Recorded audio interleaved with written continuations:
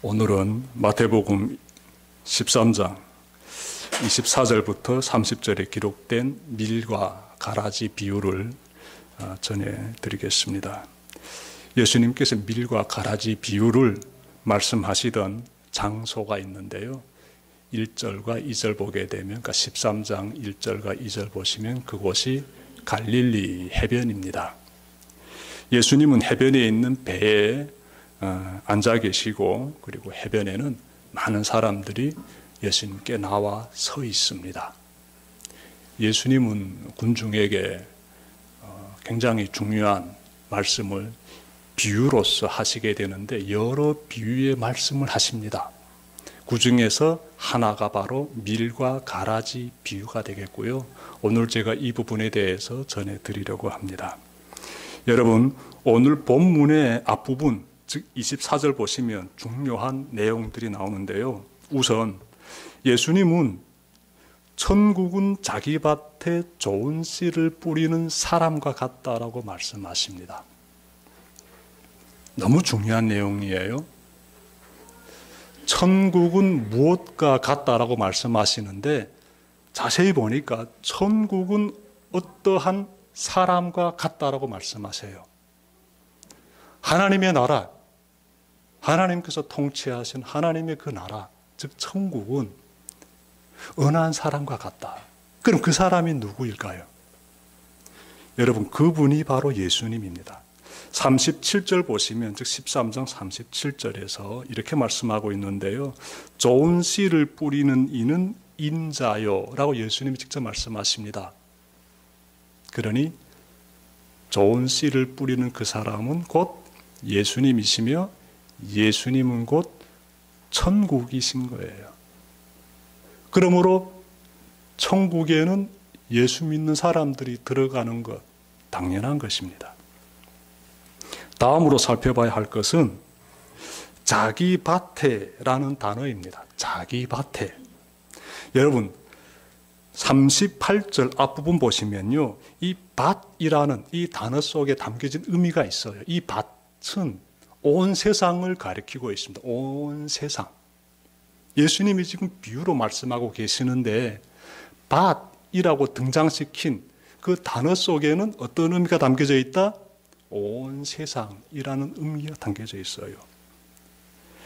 자, 그러면 이 온 세상은 누구에게 속해 있다는 말씀이 되지요? 좋은 씨를 뿌리는 사람이 이어지는 내용 보니까 자기 밭에라고 하지요. 자기 밭에 씨를 뿌렸다라고 하지 않습니까? 그러면 자기 밭에라고 말씀하고 있기 때문에 온 세상은 누구의 소유입니까? 누가 소유권을 가지고 있습니까? 누가 온 세상의 주인입니까? 예수님이시다라는 것이지요. 예수님이 온 세상을 지배하고 계시는 것이지요. 자, 그런데 세상 보게 되면 어떻습니까? 마귀가 마치도 세상을 지배하고 있는 것처럼 느껴지지 않습니까? 죄악이 너무나도 부글부글 끓어오르고 있는 이 삶의 현실을 보면서 선하고 아름다움이 넘쳐나는 것이 아니라 거짓과 탐욕과 불의가 진동하고 있는 이 세상을 보게 되면 마치도 이 마귀가 세상을 지배하고 있는 것처럼 느껴질 수 있습니다. 그런데 오늘 본문의 말씀 정확히 보게 되면은 이 온 세상의 주권자, 소유자는 마귀가 아니라 예수님이시다라는 사실 여러분들이 좀 마음 가운데 잘 새기시길 바랍니다. 여러분, 하나님께서 마귀가 이렇게 저항을 하도록, 하나님의 뜻을 저항하도록 하나님께서 마귀에게 허락하셨을 뿐이고, 그래서 마귀가 지금까지 이렇게 책동을 벌리고 있다, 이렇게 보시면 좋겠습니다. 자, 24절에서 끝으로 살펴봐야 할 것은 좋은 씨를 뿌리다 라는 말씀입니다. 주인이 자기 밭에다가 좋은 씨를 뿌렸는데 이 좋은 씨란 38절 중간 부분 보시게 되면은요, 천국의 자녀들을 가리키고 있습니다. 예수님을 믿는 자녀들을 가리키고 있어요. 그들을 가리켜서 좋은 씨라고 비유하고 있습니다. 주인은 좋은 씨를 근데 어떻게 합니까? 우리가 콩나물을 이렇게 키우듯이 한 곳에 모아놓고 그리고 키웁니까? 사방으로 확 뿌립니다. 자기 밭에 좋은 씨를 확 뿌립니다. 어떤 의미가 담겨져 있을까요? 하나님께서 당신의 자녀들을 온 세상으로 흩으시는 겁니다. 뿌리시는 겁니다. 하나님 믿는 백성들만 이렇게 정말 모아놓고 살게 하시는 것이 아니라 세상으로 확 뿌리시는 하나님, 여러분들이 좀 그려보시길 바란다. 그 가운데 하나의 공동체가 대성교회입니다. 대성교회. 우리는 세상에 뿌려진 그러한 하나의 공동체를 지금 세워가고 있습니다. 우리 교회는 지난주 목요일에 서울시 송파구에서 용인시 기흥구로 이전하였습니다. 작년 5월에 우리는 교우들과 함께 우리 교회의 미래에 대해서 서로 나눴습니다. 내용인즉은 이것이에요. 우리 모든 사람들, 전부 다는 아니지만 그래도 제가 봤을 때 한 80% 되는 분들이 지방에서 살고 계십니다. 그래서 교회를 지방으로 이전하면 좋겠습니다. 라는 그런 생각들을 나눴어요. 어느 때? 작년 5월에. 그때부터 우리가 기도드리면서 하나하나 이렇게 움직이기 시작했는데 하나님께서 정말 강권적으로 역사하여 주셨습니다. 간단히 말씀드리면 하나님께서는 우리가 이전할 수 있는 이곳 바로 용인시 기흥구에 있는 바로 이 성전을 하나님께서 예비해 주셨습니다. 그리고 영락교회를 통해서 전세금을 마련해 주셨습니다. 덕분에 우리는 이곳에 정말 전세로 들어올 수 있게 되었어요. 오늘 우리는 새 성전에서 첫 예배를 드리고 있습니다. 얼마나 감사하고 뜻깊은지 모르겠습니다. 이 시간 저는 교회 이전과 관련돼서 5가지 일들을 꼭 나누고 싶습니다. 첫 번째는 우리가 이삿짐을 잘 실으려면 주차장이 비어 있어야 합니다.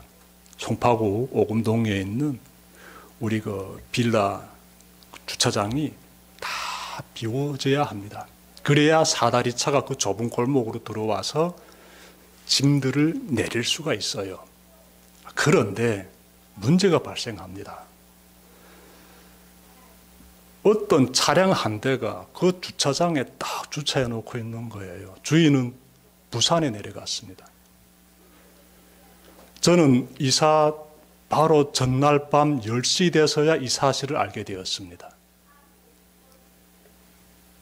얼마나 마음이 타들어가는지 정말 간절히 하나님께 이거 어떻게 하면 좋습니까? 하고 기도드렸어요.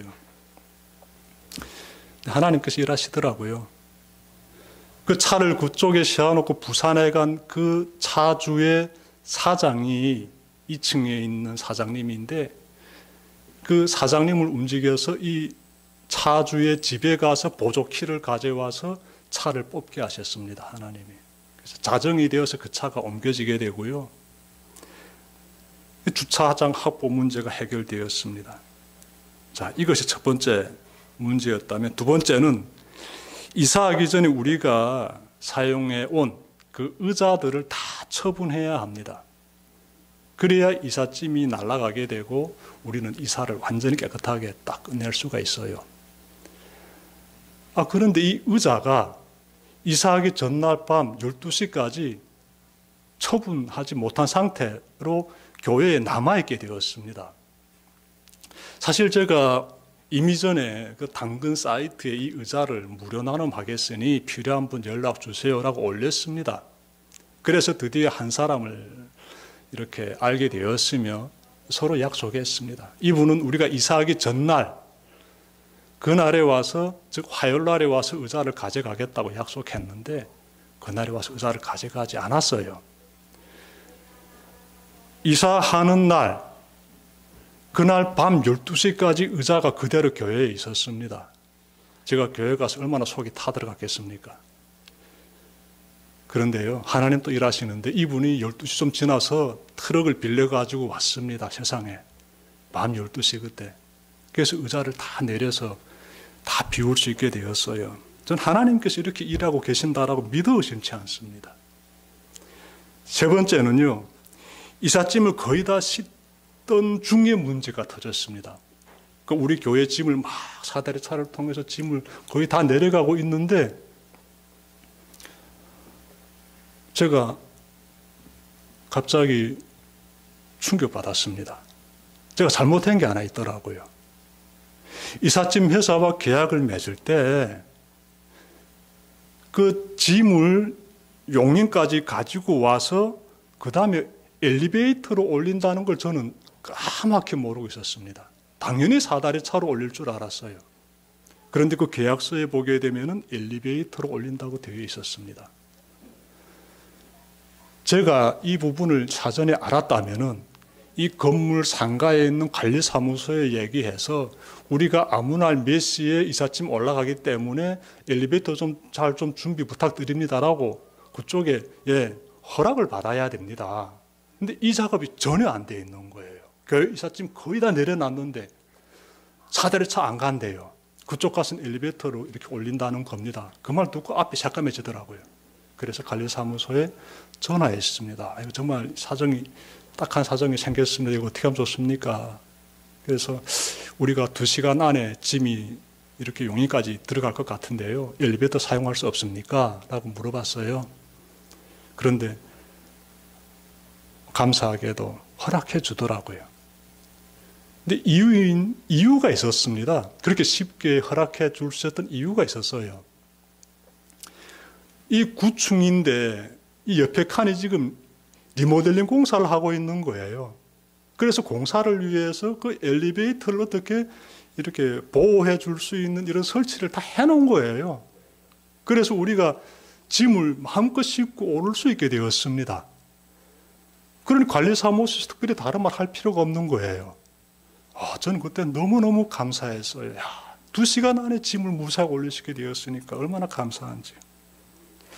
자, 그 문제가 제가 세 번째로 이렇게 맞닥뜨렸던 문제였고 하나님 은혜로 잘 해결되었음을 제가 말씀드리게 되고요.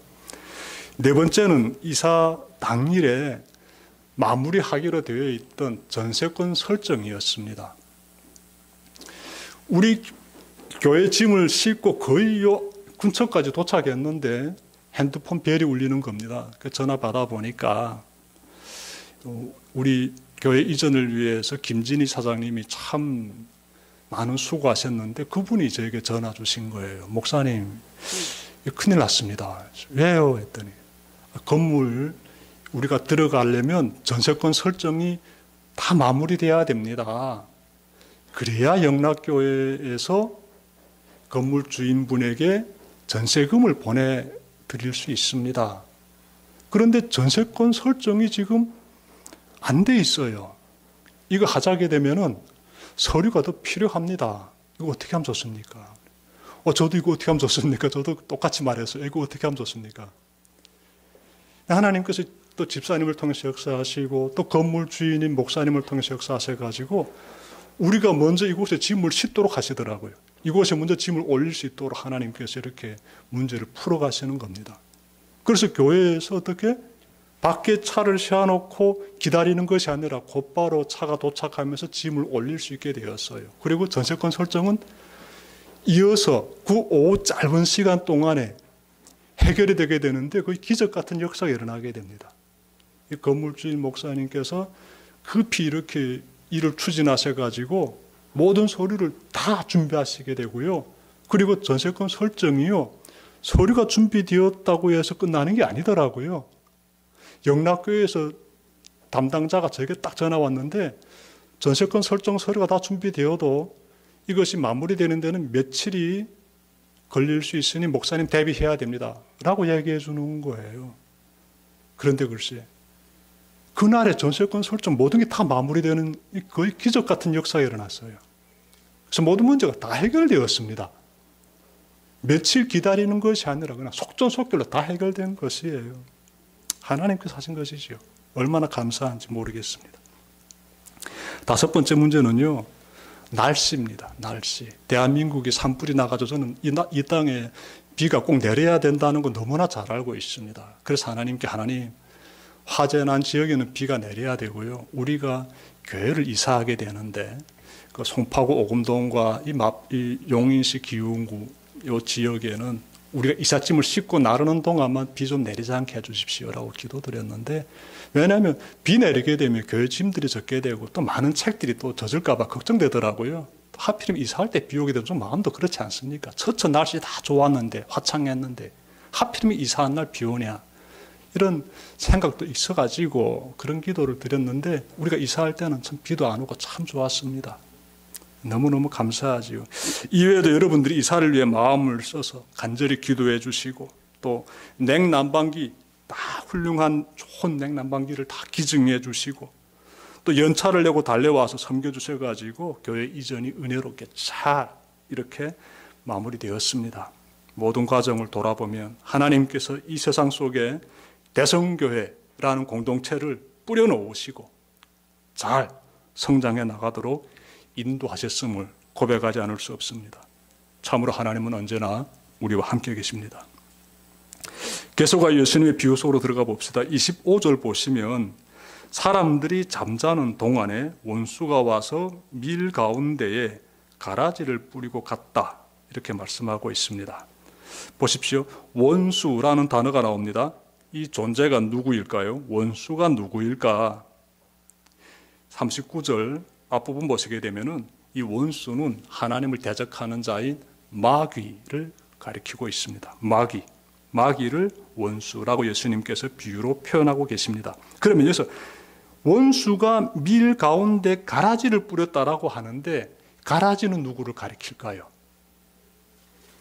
38절 뒷부분 보시게 되면은 가라지는 마귀의 자녀들이다라고 해석하고 있습니다. 누가? 예수님께서 그렇게 말씀하세요. 가라지는 마귀의 영향을 받고 있는, 휘둘림을 받고 있는 자들이다라는 것이에요. 그런데 예수님의 말씀, 사람들이 잠자는 동안에 원수가 와서 밀 가운데 가라지를 뿌리고 갔다, 이 말씀 보게 되면 이 속에서 마귀의 전략을 발견할 수가 있습니다. 여러분, 우선 마귀는요, 은밀히 행동합니다. 드러나게 행동하지 않아요. 은밀히. 그래서 사람들이 잠자는 동안에 마귀가 움직이는 것 우리가 보면서 마귀는 은밀히 행동한다 찾아볼 수 있고요. 다음은 마귀는 하나님의 계획을 방해합니다. 하나님의 계획을 방해해요. 하나님의 뜻을 이루고자 하는 곳에는요, 은밀히 다가와서 어떻게 하나 그 하나님의 뜻을 가로막고자 하는 마귀의 방해 책동이 있다라는 것 우리가 좀 기억했으면 좋겠습니다. 모든 일이 다 형통하게 잘 풀렸으면 좋겠지요. 그런데 하나님의 선하신 뜻을 따라서 내가 살려고 할 때, 그때 마귀의 공격이 개시되는 그러한 위기에 때일 수 있다라는 점도 여러분들이 좀 꼭 알고 계셨으면 좋겠습니다. 그래서 내가 믿음 생활 잘 하려고 할 때마다 왜 이렇게 나에게 어려움이 생기지? 아, 마귀가 날 공격하는구나. 이렇게 여러분들이 영적으로 딱 각성하시면 좋겠습니다. 지금까지 말씀을 종합하면 먼저 주인이 자기 밭에 좋은 씨를 확 뿌렸습니다. 네. 여기서 좋은 씨는 밀을 가리킵니다. 밀. 작물 중에 뭐 보리가 있고 벼가 있고 또 밀도 있지 않습니까? 그래서 여기서는 밀을 가리키고 있어요. 밀은 우리 몸에 굉장히 필요한 영양분을 제공해 주지요. 정말 좋은 식물입니다. 좋은 작물이지요. 자, 주인이 자기 밭에 밀을 확 뿌렸는데, 좋은 씨를 뿌렸는데, 그 뒤에 마귀가 등장해서 뭘 하나 봤더니 가라지를 뿌렸다라고 말씀하지 않습니까? 가라지라는 것은요, 그 나중에 열매 맺게 되면 그 열매를 먹었을 경우에 구토증세를 일으킬 수 있을 정도로 건강에 해롭다라고 합니다. 여러분들 가라지 먹어보지 않으셨지요? 네. 가라지 먹을 일은 절대로 없습니다. 네. 배고파도 가라지를 먹으면 안 되지요. 왜냐하면 그 안에 독이 있으니까. 저 북한에서 굶주림으로 좀 힘든 시간 보낼 때 그런 독이 있는 그런 뭐 작물을 먹었던 적은 없습니다. 아무리 굶어서 힘들어도 그런 거 먹으면 안 되는 거죠. 근데 마귀가 뭘 뿌렸다? 그런 걸 뿌린 거예요. 어디에다가 생명을 충만하게 해주는 우리가 살아갈 수 있는 풍성한 삶을 누릴 수 있는 그러한 밀을 뿌린 그곳에 마귀가 와가지고 우리 생명을 해치는 이 독이 있는 가라지를 확 뿌리고 사라져버린 거예요. 이 사실을 사람들은 몰랐습니다. 그런데 우리가 좀 생각해야 돼요. 왜 몰랐을까? 이 씨앗이 싹 터가지고 자라는 거 보게 되면은 밀과 가라지가 너무나 유사해가지고 분별이 안 된다고 해요. 한동안 막 자랄 때까지 이것이 밀 같고 이것이 가라지 같고 분별이 전혀 안 되는 거예요. 같이 자라는 겁니다. 그러다가 어느 때 알게 되는가 하면 열매가 맺힐 때쯤 되게 되면은 와, 이게 뭐지? 이 가라지네? 분별할 수 있게 돼요. 오늘 말씀 보게 되면은 예수님의 비유에서 나오지요. 주인의 종들이 밭에 나갔다가 가라지를 발견하고 깜짝 놀랍니다. 아니, 우리 주인이 이 자신의 밭에다가 밀을 뿌렸는데 왜 가라지가 자랐지요? 깜짝 놀라게 돼요. 그래서 주인에게 찾아와서 말해줍니다. 그러자 주인이 이렇게 말해요. 원수가 그렇게 했다. 원수가 그렇게 했다. 전 중요한 내용이라고 생각이 듭니다. 여러분, 이 원수가 그렇게 했다는 예수님의 이 짧은 말씀을 여러분들이 묵상해 보십시오. 그러면요, 굉장히 은혜로운 것 있습니다. 내 마음 가운데 스며드는 은혜가 있습니다. 우리 주님은 다 알고 계신다는 거예요. 우리 인간들은 모르고 있었는데, 마귀가 이렇게 작당을 피우면서 다니는 거 우리는 모르고 있었는데 우리 주님은 다 알고 계신 거예요. 그래서 그 원수가 그런 거야. 여러분, 알고 계시는 주님과 함께 있게 되면 굉장히 우리가 마음이 평안해지게 됩니다. 주님이 이렇게 말씀하고 계시니까 이 마음 가운데 내가 믿는 주님에 대한 그 사모하는 마음, 의지하고자 하는 마음 더 깊어지게 되는 것이에요. 여러분, 예수님이 비유에 등장시킨 요 가라지를 보게 되면은 요 세 가지 습성을 발견할 수 있어요. 우선 이 가라지는요, 보게 되면 좋은 곡식 주변에 뿌리를 내립니다. 예수님의 비유 보십시오. 그렇지 않아요?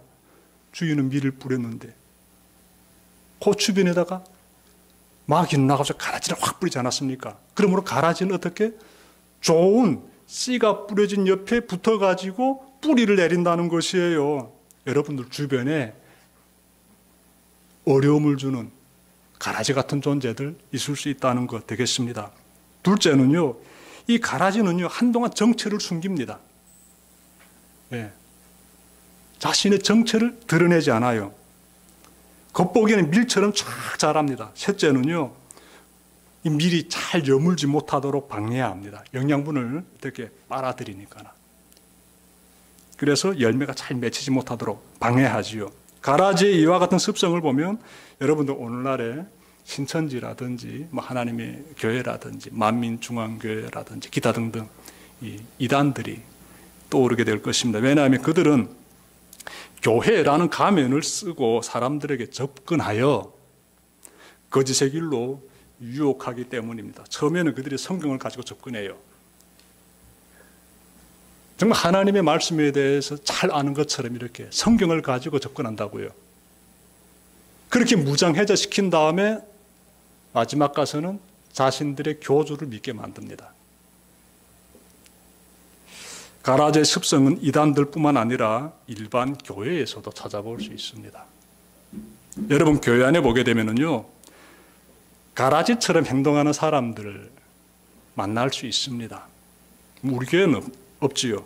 대성교회는 없습니다. 제가 어제 다른 교회 집사님과 이야기를 좀 나눴는데요. 그분의 그 이야기를 들으면서 드는 생각이 있었습니다. 이분은 한 중형교회 되는 것 같아요. 몇천 명이 모이는 그런 교회에서 한 부서를 담당하고 있었습니다. 그런데 이분이 부서에서 일을 잘 이렇게 감당하기 위해서 팀을 만들고 열심히 최선을 다하는데 이분의 마음을 어렵게 하는 한 사람이 있는 거예요. 그 교회에. 계속 이분의 이 마음을 긁어내면서 힘들게 하는 그 사람이 있어가지고 참다 마지막에는 끝내 이분이 그 부서를 어떻게 떠나야만 했습니다. 여러분, 예수님을 믿는 사람들이 모여있는 교회 안에서 만난 그러한 관계지 않습니까? 그러면 주님을 위해서 섬기는 그 일 더 잘해라고 등 떠밀어 주지는 못할 망정 뒤에서 발뒤꿈치 잡아셔야 되겠습니까? 근데 교회 안에서 그런 일들이 나타나고 있는 거예요. 가라지와 같은 모습들이 아닐 수가 없습니다. 교회에서 보면 은혜로운 말을 하는 사람들이 있는가 하면 가라지처럼 남을 비방, 중상하는 그런 사람들도 여러분들이 만날 수 있습니다. 우리는 나의 말과 행동이 가라지 같지는 않는지 그리고 꼭 살펴봐야 해요. 우리의 말과 행동이 선하고 정직하고 성실해야 합니다. 제가 봤을 때 세 가지가 참 중요한 것 같습니다. 예수 믿는 사람이다라게 되면은요, 선하고 그리고 정직하고 그리고 성실해야 된다. 성실해야 된다. 그래도 이 정도는 우리가 갖춰야 되지 않을까 싶습니다. 우리 말과 행동에서 이 정도 인격은 나와야 되지 않을까 싶습니다. 그러면 우리는 가라지 같은 인생이 아니지요. 타인의 고충을 잘 헤아려주고 할 수 있다면 도와주면서 그렇게 살아갑시다. 마귀가 가라지를 뿌리고 감으로써 주인의 밭에 가라지가 막 자라서 육안으로 이제는 식별됩니다. 그때 주인이 어떻게 합니까? 종들이 와가지고 우리가 가서 저 가라지를 다 뽑아버릴까요? 라고 말하게 되는데요. 그때 주인이 어떻게 반응합니까? 주인의 대처에 대해서 찾아봅시다. 29절부터 30절 보시면요. 주인이 이렇게 말합니다. 아니다. 가라지를 뽑다가 가라지와 함께 밀까지 뽑으면 어떻게 하겠느냐. 추수 때까지 둘 다 함께 자라도록 내버려 두어라. 추수할 때에 내가 추수꾼에게 먼저 가라지를 뽑아 단으로 묶어서 불태워버리고 밀은 내 곳간에 거두어 들이라고 하겠다. 주인은요, 가라지 뽑지 말고 그대로 두라라고 말합니다. 여러분, 이 가라지를 뽑으려다가 밀까지 뽑힐 수 있기 때문에 그래서 가라지는 가만히 내버려 두라라고 주인이 말한 것입니다. 여기에서 여러분 생각해 봅시다. 하나님의 관심이 어디에 있습니까? 가라지에 있습니까? 아니면 밀에게 있습니까? 하나님의 시선이 어디에 있습니까? 밀에게 있습니다. 당신의 자녀에게 하나님의 시선이 있습니다. 그리고 당신의 그 자녀를 어떻게나 잘 살리기 위해서 하나님께서 최선의 선택을 하셨다. 이 사실도 우리가 발견하게 돼요. 괜히 가라지 뽑다가 가라지 뿌리에 밀 뿌리까지 같이 뽑혀 나오게 되면은 밀도 죽게 되지 않습니까? 하나님의 최선의 방법. 당분간만 가라지를 내버려 두라. 어느 때까지? 밀이 잘 좋은 열매를 잘 맺을 때까지, 이 곡식이 잘 무르익을 때까지, 그때까지만 가라지를 내버려 두라. 이렇게 지금 주인이 말하고 있지 않습니까? 정말 우리가 여기서 기억해야 될 것은요, 하나님이 그 모든 상황을 다 바라보시면서 최선의 선택을 하고 계신다라는 사실, 더불어 우리가 좀 생각하면서 여기에서도 우리가 좀 은혜로운 마음 가지게 되는 것이 있습니다. 아무리 옆에서 나를 괴롭히는 사람이 있다 할지라도 하나님께서 허락하셨구나. 이 사람을 통해서 내가 더 성장하고 하나님이 원하시는 더 귀한 성숙한 모습으로 변화되기를 하나님은 또한 원하시는구나. 때가 되게 되면은 내가 잘 하나님이 원하시는 모습으로 잘 멋있게 성장하게 되면은 그러면 하나님께서 다 모든 어려움의 문제들을 해결하시겠구나. 심판의 주가 되시겠구나. 이 부분을 우리가 또한 깨닫게 됩니다. 그래서 30절 보십시오. 다 열매가 다 무르익게 되면은 그러면 먼저 뭘 한다? 가라지는 뽑아서 불태워버리고 그리고 밀은 다 걷어서 곳간에 들인다. 이렇게 말씀하고 있지 않습니까? 여기에 대한 해석이 있는데 13장 41절부터 43절 보시면 나옵니다. 한마디로 이 가라지는요, 이 악인들을 가리키고 있는데 이 악인들은 하나님의 최후 심판의 그날에 불의 심판 받게 된다는 거예요. 그리고 의인들은 천국에서 해와 같이 빛나게 된다라고 말씀하십니다. 그러므로 여기에는 하나님의 최후 심판의 계획이 딱 담겨져 있어요. 앞으로 이루어지게 될 하나님의 계획이 여기에서 지금 선포되고 있습니다. 지금까지 예수님이 가르쳐 주신 밀과 가라지 비유를 제가 전해드렸는데요. 예수님은 온 세상의 주인이시며 그 세상에 밀이라는 좋은 씨를 뿌리셨습니다. 여기서 좋은 씨는 예수님을 잘 믿는 사람들이었습니다. 이들에게는 천국의 영광이 기다리고 있다라고 주님은 말씀하셨습니다. 반대로 사탄의 휘둘림을 받는 이 가라지와 같은 인생들도 있다는 점을 꼭 기억합시다. 이들이 여러분에게 접근하여서 여러분의 믿음을 흔들 때 절대로 넘어지지 마시길 바랍니다. 그때마다 나를 바라보시고 지켜주시는 그 하나님을 바라보시길 바라요. 나에게 어려운 상황을 몰아놓고 있는, 나를 괴롭히고 있는 그 당사자를 바라보지 마시고 하나님을 바라봅시다. 그러면 힘이 날 거예요. 주님이 나와 함께 하시지 않습니까? 인내합시다. 하나님의 최후 심판의 때가 되면 마귀의 세력은 하나님의 불의 심판을 받게 되며 예수님을 믿는 사람은 천국에서 영생, 복락 누리게 됩니다.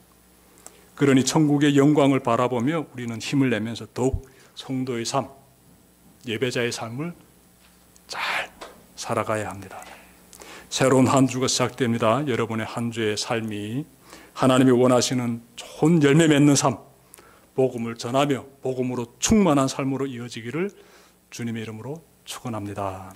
기도드립시다.